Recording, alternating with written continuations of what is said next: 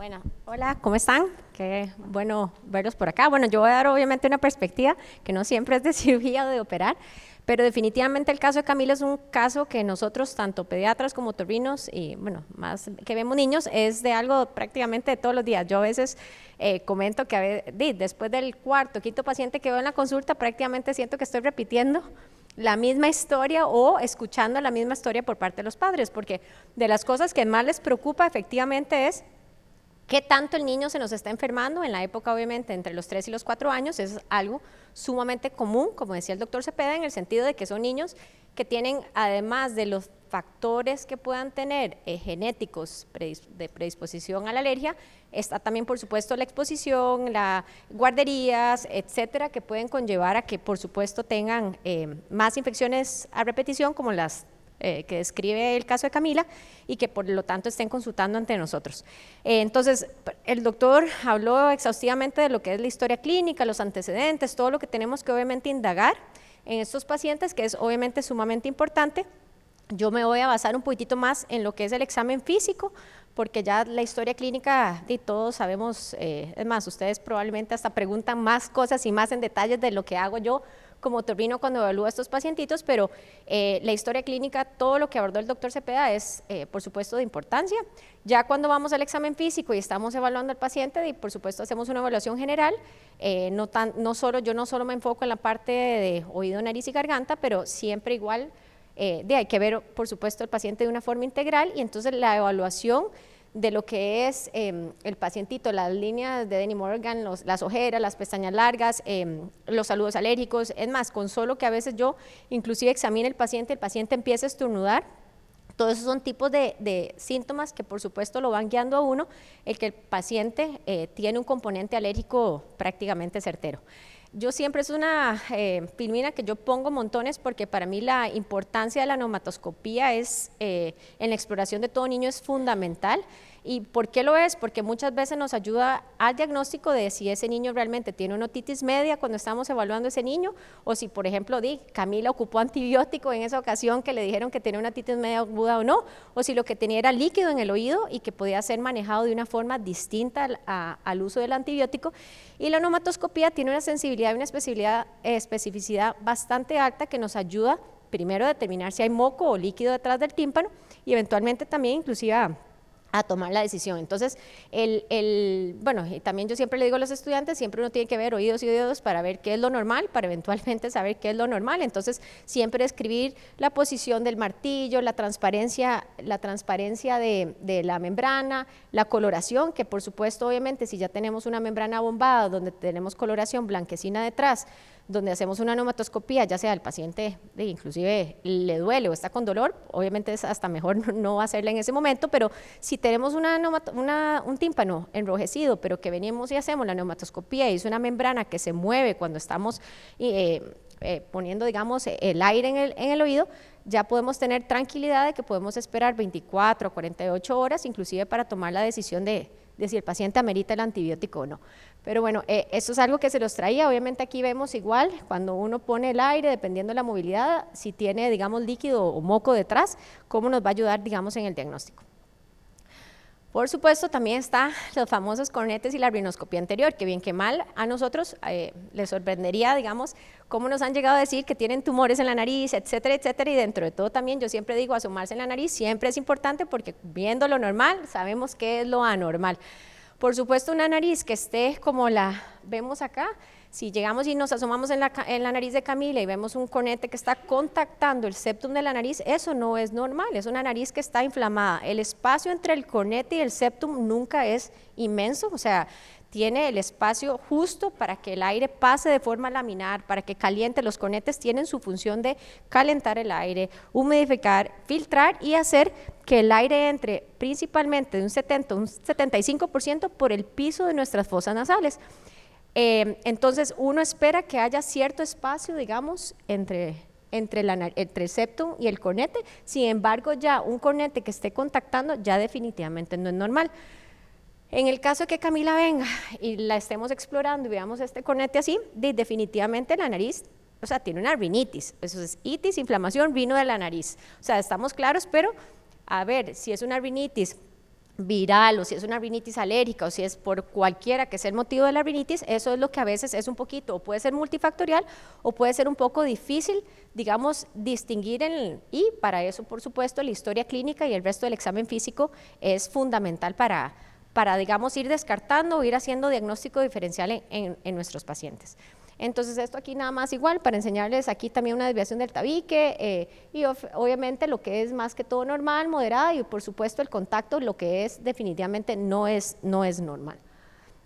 Otras cosas también que tal vez nosotros tenemos instrumental para ir un poquitito más allá.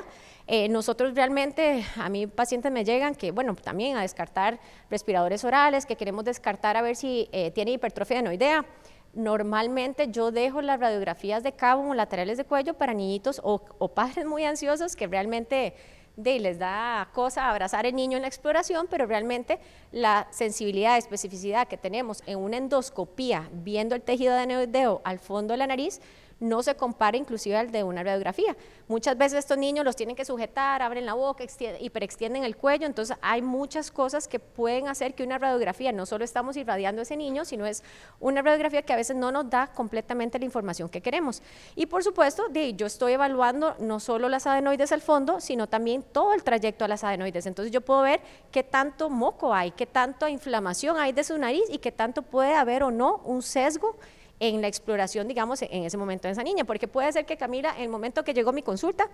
justamente tuviese, además de su rinitis alérgica, o sea, su inflamación por la rinitis, tuviese un cuadro viral de fondo, donde pudiese haber una inflamación todavía agregada a su patología.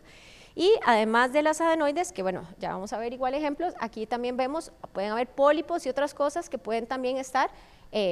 o masas, o inclusive dacriocistoceles, qué sé yo, otras patologías en nariz que pueden llevar a obstrucción, a respiración oral, que no necesariamente tienen el prurito nasal, los estornudos, la rinorrea, pero sí la obstrucción y que por lo tanto también,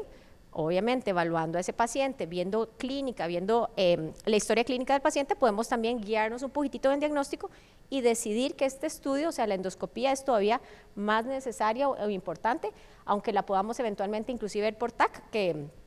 de hecho, como decía el doctor Cepeda, nosotros como otorrinos, realmente las radiografías de senos paranasales para decir que hay una sinusitis no las utilizamos. Yo sé que a veces eso es lo práctico y de mano, pero realmente hay tanta sobreposición de tejido que tiene cero validez para mí para diagnóstico. El diagnóstico de una sinusitis es clínico y al final de cuentas nos asistimos, ya sea pensando en cirugía o pensando en alguna complicación, es que vamos y tomamos la decisión de hacer tomografías porque nuevamente es irradiar a niños que no sabemos cuánta exposición vamos a tener a futuro. Pero bueno, esto en cuanto a la nariz. Aquí vemos dentro de la evaluación que hacemos, por supuesto, a Camila. Si seguimos, ahí estamos, las radiografías que les ponía como ejemplo, donde podemos tener, vamos a ver, donde podemos tener aquí, como les digo, boca abierta, o sea, es una radiografía que podemos, sí, tiene o no tiene espacio, aquí obviamente sí vemos más velado, pero no es lo mismo venir y ver una coana totalmente permeable, acá está la apertura de la trompa de Eustaquio, digamos, Kiria, que razón por la cual, por supuesto, siempre las adenoides también se asocian a lo que es las otitis seromucosas, otitis medias, pero vemos muy claro donde no hay o hay un tejido adenoideo que puede estar obstruyendo por completo el paso de la vía aérea, que no es lo mismo obviamente que la radiografía, pero insisto, yo a veces es algo que converso, negocio con los papás y sí les explico que por supuesto el niño no va a aplaudir, hay unos niñitos que se quedan quietos y que realmente son colaboradores en el estudio, pero habrá algunos niños que definitivamente sí hay que abrazar o sujetar en el momento del estudio. Y dentro de la evaluación que hacemos, por supuesto, es el tamaño de las amígdalas. Las amígdalas tienen nosotros igual, la gran mayoría de las clasificaciones son en 4 grados, estamos en grado 1, 2, 3 y 4, cuando ya tenemos 4 es cuando pegan la úvula. También siempre que yo trato de explorar al paciente, lo trato de hacer con la lengua adentro. El niño que saca la lengua hace que sus amígdalas per se unan en el centro, entonces puede haber un poquitito de sesgo a la hora de clasificar ese paciente de qué tan grandes o no están sus amígdalas. Pero hay pacientes que pueden tener sus amígdalas grandes y que no tienen ninguna implicación clínica, entonces el tamaño no define o no define la necesidad de un procedimiento quirúrgico en un niño, ya será unas amígdalas asociadas obviamente a ronquidos, apnea, a patología, digamos, clínica o síntomas que presente ese niño asociado a un tamaño. El tamaño per se no es indicación quirúrgica, nada más para tener clarísimo, pero bueno.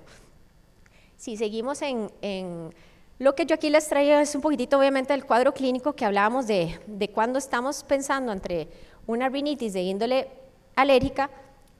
todos los otros síntomas, no solo que tenemos a nivel nasal, sino también síntomas no nasales que puede tener ese niño. El goteo nasal posterior con tos, o sea, muchas veces también estos pacientes que vienen con cuadros de tos crónica, tos productiva, y son niños que pulmonalmente están bien, siempre se auscultan bien, pero constantemente y más en las noches es todo el moco de su nariz que no botan por delante, que tienen a tener ese escurrimiento posterior y por lo tanto pasan con la tos. Está también obviamente niños que pasan con mocos verdes constantes, niños igual que pasan con picazón en la garganta y por supuesto lo que es la rinoconjuntivitis también, que se ve con bastante frecuencia en los niños, es parte de todos los síntomas que podemos ver o que podemos esperar en Camila, que de hecho prácticamente los tenía igual todos. ¿Qué otras comorbilidades también podemos tener y que las tiene inclusive Camila? Como hablamos de ella, ha tenido varios episodios de infecciones de oído. Como vimos, no solo la rinitis alérgica puede estar asociada a una hipertrofia adenoidea, puede de esa misma forma tener la nariz constantemente con moco inflamada o asimismo la mucosa de su oído medio, que puede llevar a presencia de moco en el oído. Una otitis media aguda después de un cuadro viral, o sea, el niño puede quedar con moco retrotimpánico inclusive por 1 mes a 3 meses después de una otitis media. El asunto con esto es que hay que tener claro que ese moco tarde o temprano y a corto plazo, así lo queremos en niños pequeños que estamos adquiriendo lenguaje, tenemos que estar pendientes de que ese moco llegue a salir, porque ese moco no solo se puede cronificar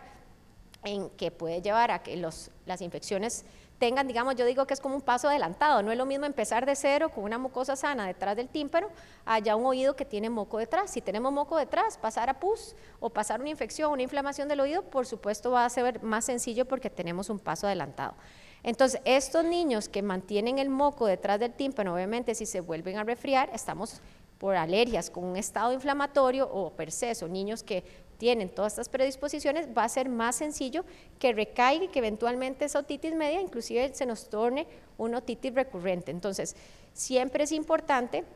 no solo documentar la otitis media o documentar si después de una otitis media persiste una otitis seromucosa por la cual tengamos que dar seguimiento o inclusive tratar, para evitar no solo, como les vuelvo a decir, la recurrencia de las infecciones, sino también un tema de que el niño no vaya a tener un trastorno de lenguaje o un déficit atencional simplemente porque el niño no está escuchando de forma adecuada por la persistencia de ese moco detrás.